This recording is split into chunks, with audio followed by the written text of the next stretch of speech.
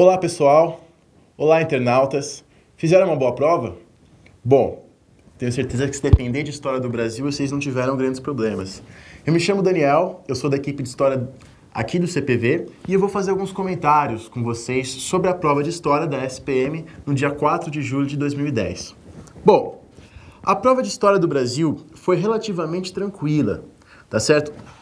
O grande problema provavelmente está na questão 59, na qual ele cobra alguns detalhes sobre as políticas econômicas do governo Vargas, mas tirando isso foi uma prova tranquila. Como de costume, foi uma prova bem distribuída em relação aos temas. Você teve uma questão de Brasil Colônia, uma questão de Brasil Imperial, uma de República Velha, uma de Revolução de 30 e uma sobre a chamada República Populista. E sempre temas clássicos, revoltas nativistas, Getúlio Vargas, Juscelino, temas que o aluno já está acostumado e já tem uma certa familiaridade. A primeira questão de História do Brasil, questão de número 53, trata da revolta de Beckman, que está inserida naquele contexto das chamadas revoltas nativistas, que recebem esse nome por não contestarem o domínio português, não contestarem a lógica do sistema colonial, apenas contestam alguns impostos, alguns governadores, a política de determinados governadores, mas o rei nunca é culpado. O rei é sempre considerado inocente, não sabia dos problemas da colônia.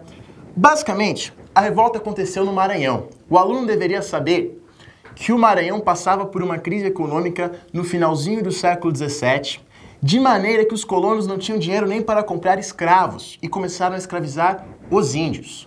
Nesse sentido, a coroa portuguesa criou a chamada Companhia de Comércio do Maranhão, que ia deter o monopólio do comércio com o Maranhão e teria o objetivo de fornecer escravos negros e alimentos para essa população do Maranhão. Bom, resumidamente, a companhia falhou, faltaram escravos, faltou comida. Manuel e Thomas Beckman, os irmãos Beckman, nesse sentido, lideraram uma revolta contra a companhia. Como vocês sabem, Thomas foi enforcado, Manuel ficou 20 anos preso e a revolta foi sufocada. Portanto, a alternativa correta é a alternativa de número E. Bom, a próxima questão é a questão de número 55, também bem tranquila, tratando do tema do tráfico negreiro. O aluno deveria lembrar que a partir do ano de 1807, quando a Inglaterra abole o tráfico negreiro em suas colônias, uma das principais diretrizes da política externa inglesa é o combate ao tráfico negreiro. Nesse sentido, no Brasil, que estava sob influência inglesa, desde o governo de Dom Pedro I, você tem uma série de acordos, uma série de tratados, uma série de leis para abolir o tráfico negreiro aqui no Brasil. Vocês já ouviram a expressão lei para inglês ver, leis que não deram certo, leis que eram só na aparência, leis que não tinham efetividade. Diante da ineficiência dessas leis, foi que a política externa da Inglaterra se tornou mais agressiva e no ano de 1845 foi promulgado o Bill Aberdeen, a partir do qual a Inglaterra tinha poder de afundar navios brasileiros, inclusive em águas brasileiras, o que podia inclusive gerar uma guerra. O fim da história todos vocês já sabem. O Brasil, incapaz de fazer frente à potência política e econômica do século XIX, a Inglaterra, promulgou, no ano de 1850, a Lei Eusébio de Queiroz, que aboliu o tráfico negreiro no Brasil. Portanto, a alternativa correta é a alternativa A. Próxima questão, também bastante tranquila, questão de número 57, que trata justamente do declínio da exportação de borracha, lá no Vale Amazônico. O aluno devia lembrar apenas o básico. Devia lembrar que no finalzinho do século XIX, você teve na Amazônia um surto da exportação de borracha, ligado à maior demanda europeia, que começaram a usar borracha para fazer mangueira, para fazer sapatos, e começou a ser exportada bastante borracha. Porém, comecinho do século XX, a borracha brasileira conheceu a concorrência da borracha produzida nas colônias da Inglaterra, que tinham altíssima qualidade e baixíssimo custo, especialmente a borracha da Malásia. Por causa disso, a borracha brasileira não conseguiu fazer frente à borracha das colônias inglesas e a borracha entrou em declínio. Portanto, a alternativa correta da questão de número 57 é a alternativa E.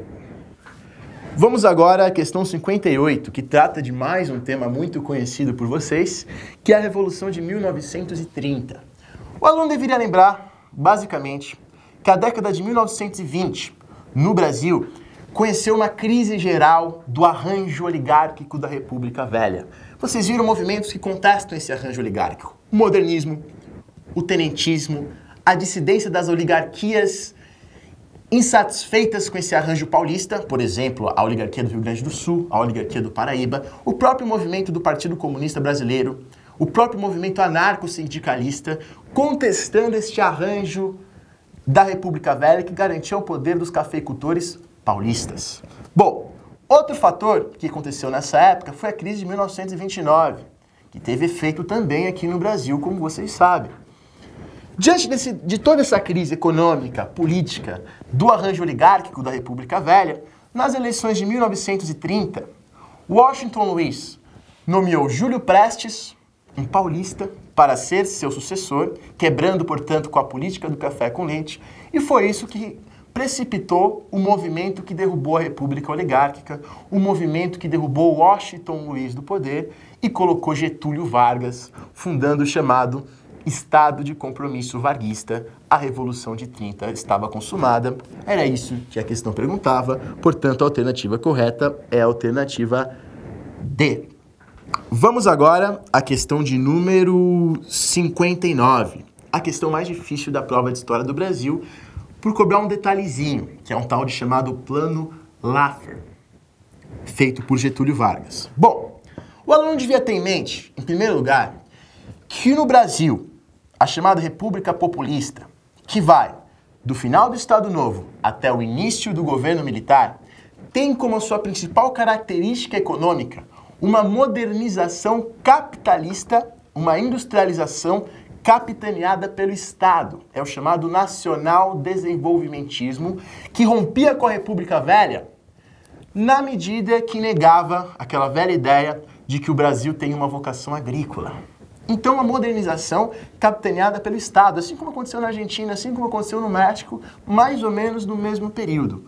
Bom, no caso de Getúlio Vargas, você tem a política do ministro Horácio Laffer, o Plano Laffer, que industrializou o Brasil a partir do governo, a partir com os recursos do Banco Nacional de Desenvolvimento Econômico, o BNDE. E no caso de Juscelino Kubitschek, tenho certeza que ninguém esqueceu dessa aí, ele cobrava o tal do plano de metas, desenvolver o Brasil 50 anos e 5 e trouxe o Brasil efetivamente para a segunda revolução industrial. Tranquilo? A alternativa correta da questão 59 é a alternativa B. Bom, espero que vocês tenham tido uma ótima prova, desejo para vocês uma ótima faculdade. Tchau, até a próxima.